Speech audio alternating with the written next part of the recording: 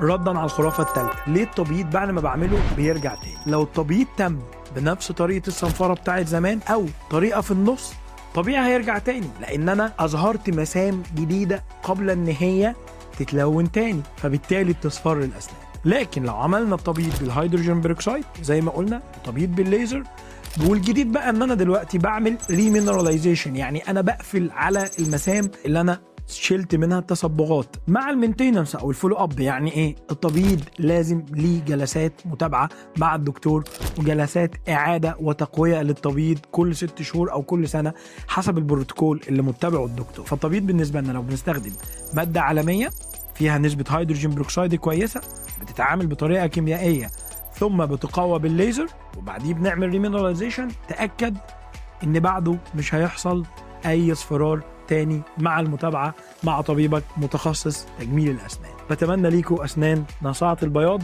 ابتسامه جميله.